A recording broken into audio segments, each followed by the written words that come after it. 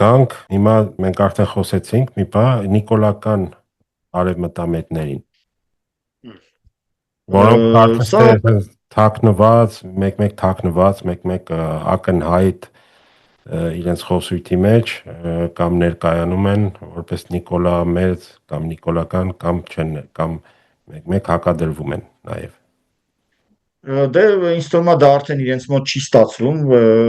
եւ օրինակ Արամ Սարգսյանի դեպքում դա կա նաեւ Երևանի քաղաքապետարանում քաղաքացիական պայմանագրի հետ դաշինք կազմելը հանրապետություն կուսակցության, որի հաշվին շատ չնչին տոկոսներ ստացած Ավինյանը այսօր համարվում է քաղաքապետ։ Եթե նա նիկոլական չլիներ, ուղղակի մենք այնտեղ ԿՊ-ական իշխանություն չէինք ունենա, կունենայինք ուրիշ իշխանություն։ Ինչ վերաբերում է մյուսներին, ապա թե Արման Բաբաջանյանը, թե նրա թիմակիցները հանուն հանրապետության ինչ-որ շատ խուճուճ երկար անուն էր, որ բանանա հանուն հանրապետության, ժողովրդավարության, պաշտպանների դաշինք կուսակցություն, թե ժողովրդավարության դաշինք են դրել անունը, բայց դա կուսակցության անունն է, դա կարգավիճակը չի էլ, իրենք որպես կուսակցություն 8%-ի տակ չընկնեն երևի։ Չէ, 4%-ի տակ են ընկնում իրենք, ոչ մի այդպես խնդիր չկա, եւ այստեղ Բաբաջանյան Արման, ելով կա Ռուբեն Մեհրաբյան, իրան էլ գիտենք։ Ռուբեն Մեհրաբյանն է, այդպես աչքի ընկնող մյուս կերպարը, մնացած ավելի երկրորդական անձեր են, շատ խոսացողները հիմնականում իրենք են, եւ տեսեք, ի սկզբանե մենք բոլորս գիտեինք, որ արևմտամետների այսպես խմորումներ էին գնում։ Այդ խմորումներին մասնակցում էին շատ կազմակերպ միասնական ներկայանային, դա նկատի ունեք։ Հա, դրա մասին էր խոսքը, որ կարող է միասնական է։ Այնտեղ կար նաև Տիգրան Խզմալյանը, Գուրգեն Սիմոնյանն էր մասնակցում։ Մի տարի թե 2 տարի առաջ, չեմ հիշում, 24-ին էր թե 25-ին։ Բելգիա եկան, այո, Բրյուսել եկան։ Այո, եկան Բրյուսել ինչ-որ խոշոր միջոցառում հետո էլ ճաշկելու։ Եվրոմիություն, Հայաստան, ՀԿ-ների ինչ-որ հարթակներիում քննարկում էին, թե ինչպես Եվրոմիությունը չկար, էլի, ասենք իրանք էին ուղղակի, մեկ էլ ընդ մի բան լապշիններ երևացել։ Ես լսել եմ, որ դա ինչ-որ Բելգիայում ապրող հայերի կազմակերպած էր, որ եվրոպացիներից ինչ-որ երկրորդական մակարդակի մարդիկ էին, ասենք, այդ հարթակներում հանդես գալիս, եւ այս շրջանակը երկար ժամանակ փորձում էր միասնական ճակատով մասնակցել։ Բայց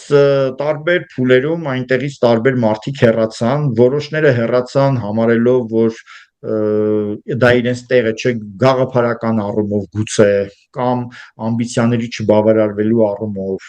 այդպես հեռացավ Գուրգեն Սիմոնյանը, այդպես հեռացավ Տիգրան Խզմալյանը, այդպես հեռացավ Կարեն Սարգսյան, լավ չեմ հիշում, սոցիոլոգ կարծեմ Կարեն Սարգսյանը, որ մեր Արմեն Հովհաննիսյանի հետ բլոգ էր վարում, տարբեր մարդիկ այնտեղից հեռացան եւ որոշ խումբ շարունակում էր այդպես աշխատել։ Ինչ որ մի փուլում այնտեղից հեռացավ նաև նախկին Ժառանգության անդամ Խուշուձյան Հովսեփը եւ մնացին Այո, ինքն էր հիմնական ակտիվ կազմակերպիչը, բայց ինքն էլ ի վերջո հեռացավ, ինքը փորձում էր Նիկոլ Փաշինյանի եւ նրանց միջև կամուրջի դեր կատարել, կարծես թե այնտեղ, չգիտեմ, ինչ որ մարդիկ դժգոհեցին, անգամ կարծես Նիկոլ Փաշինյանը այնտեղ դժգոհություններ ունեցավ, բայց դրանք կարևոր մանրամասներ չեն։ Ուղղակի ես փորձում եմ ցույց տալ, որ դա շատ երկար պատմություն էր միասնական գործելու, որի ընթացքում այս խումբը մաշեց եւ մնացին երկու հիմնական գործընկերները։ Դա Արամ Սարգսյանի Հանրապետությունը եւ Բաբաջանյանի այդ հանուն հանրապետության երկար եւ ժողովրդավարության պաշտպանների կուսակցություն։ Այստեղ կա նաեւ քրիստոնյա ժողովրդավարական Լևոն Շիրինյան։ Լևոն Շիրինյանը մի քիչ առանձնահատուկ է, նա կարծես այդ քննարկումներին չէր մասնակցում, այսինքն բոլորը նրան համարում են ինչ որ sense մի տեսակ անմակարդակ մեկը, որի հետ իմաստ չունի նստել, խոսալ, ճաշել, ընկերություն անել եւ այլն, բայց նա էլ իր կերպարով Նիկոլին աջակցող արևմտամետ է ներկայանում։ Լևոն Շիրինյանը ընդհանրապես շատ այսպես ծիծաղալու կերպար է, ես նրան շատ վաղուց եմ ճանաչում, դեռևս Դաշնակցության կենտրոնական կոմիտեի նախագահ էր այդ մարդը դարձել Դաշնակցության առաջին օրերին, այնպես սիրուն խոսալով որոշել են, որ նա լավ նախագահ կլինի, մի քանի ամիս հետո պարզվել էր, որ ոչ մի բանի ընդունակ չի, հանել էին այդ պաշտոնից եւ հետագայում ինքը շատ արագ երկրորդական անձ դառավ Դաշնակցության մեջ։ Սովետի ժամանակն կոմունիզմին, դասախոսերին, Հա, ինքը էդ էլ է հետաքրքիր, ինքը հիմա ներկայանում է քաղաքագետ, հիմար բաներ է խոսում տարբեր ասուլիսների ժամանակ, բայց իրականում ինքը կարծեմ գիտական կոմունիզմի դասախոս էր։ Վերջը հիմա չգիտեմ, խոսակցություններ կան նաև նրա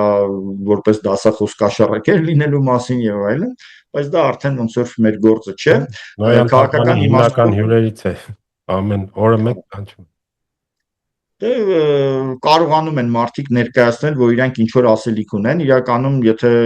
ցանկացած ընդդիմախոսի արկայության դեպքում կերևա Լևոն Շիլինյանի սնանկությունը ցանկացած հարցում, որ ինքը խոսում է, ցանկացած հարցում։ Դրա համար, բայց ինքը կարողանում է ամեն ընտրության փող ճարել եւ անիմաստ այդ փողը ծախսել եւ ընտրության ժամանակ ստանալ ինչ որ չնչին տոկոսներ, բայց հաջորդ ընտրությանը դարձյալ մասնակցելու պատրաստակամությամբ։ Միգուցե հաջորդ անգամ տարիքը թույլ չտա, բայց այս պահին նա մասնակցում է։ Ես ինչ-որ ակտիվներից լսել եմ, որ ինչ-որ Խաչատուր Սուքիասյանն է ֆինանսավորողը, բայց վստահ չեմ, քանի որ ես էլ այտենց վստահ չեմ, բայց հաստատ ֆինանսավորողը պետք է շահագրգռված լինի ինչ որ քվեների փոշիացման հարցում։ Բայց թողենք Լևոն Շիրինյանին, կարևոր Արամ չէ, Արամ Սարգսյանի ու Բաբաջանյանի պահը ֆիքսենք, տեսեք, կար երկու սցենար, որ այս արևմտամետները միանում են ՔՊ-ին եւ ՔՊ-ն մասնակցում է մեծ դաշինքով, որի մեջ կան արևմտամետներ եւ դրանով ստացվում է, որ ՔՊ-ն արևմտյան ուղղվածության կուսակցություն է։ Եվ կար երկրորդ սցենարը, այն ինչ որ տեղի ունեցավ Երևանի ընտրություններում, որ իրենք ինքնուրույն են մասնակցում, հավաքում են այն արևմտամետների ձայները, որոնք չեն ուզում Նիկոլ ընտրեն, հետո մտնելով խորհրդարան դաշինք են կազմում եւ այդպես դառնում են փաստորեն Նիկոլի թիմակից։ Այսինքն քաղաքացուն խցելու սիրուն ձև ավելի։ Հա, բայց Գյումրու ընտրությունները ցույց տվեցին, որ իրենք շատ ձախորդ են։